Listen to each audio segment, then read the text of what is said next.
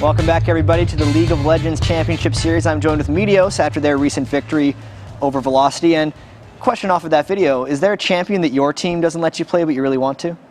I kind of like Maokai, but my team thinks he's really bad, so I'll never play him. Why don't they trust your judgment with Maokai?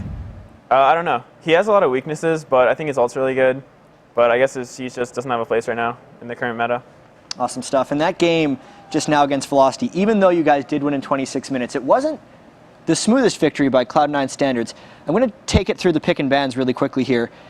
The Zyra pick, did that surprise you at all when Velocity took it away? Because you guys have been running a lot of Zyra Ashe. It didn't surprise us. We know Evan plays a lot of Zyra. It was pretty much Zyra and Thresh were both open, so we would just take one and they would get the other one. And then we knew they'd first pick TF because they run him a lot.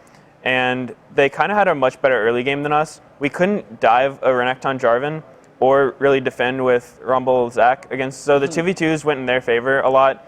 So we lost the tower first, we got first blooded first, and we lost the first dragon. So it was looking pretty bad, but we knew we had a team fight comp, so we just held out until that first dragon fight, and we were able to turn it around. Yeah, and you mentioned the 2v2 lanes that happened at the start. Watching most Cloud9 games, you guys very rarely actually do that 2v2, instead opting for either a 3v1 push.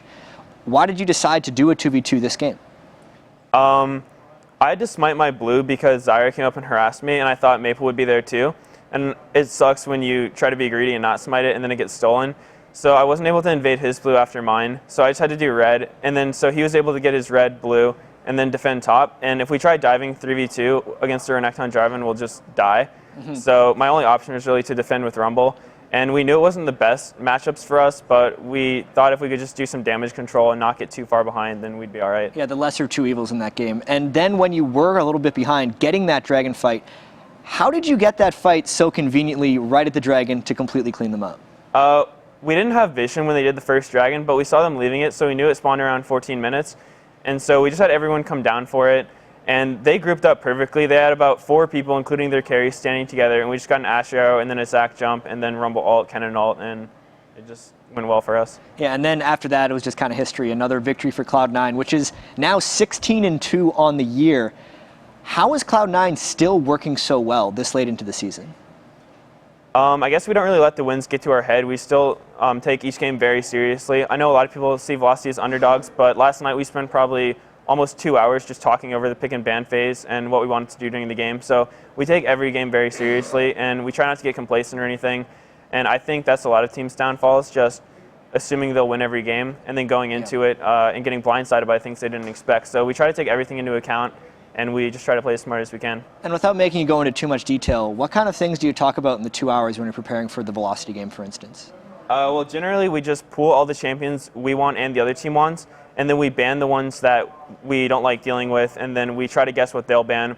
And then we just sort of go through different scenarios, like if all these champions are banned and all these champions are banned, then they'll probably first pick this, and then we can get this, and then they'll get that. And we just go through a lot of different scenarios, and we just try to get the best draft for us. Yeah, it sounds like a very collaborative process. Is there someone who leads that process amongst your team, or is it really just a group effort? Generally, Lemon leads the draft.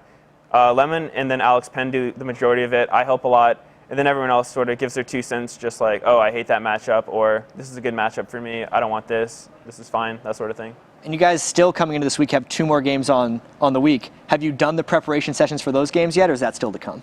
We prep mostly for Velocity. We have a big gap between our now and our Coast game, so we'll do the prep then. And then we have TSM tomorrow, and we'll probably talk about that tonight. Well, thank you very much for the informative interview, Meteos. Congratulations, and maybe one day you'll be able to play Maokai in the jungle like you've always wanted to. But for now, we got back to the desk for more action.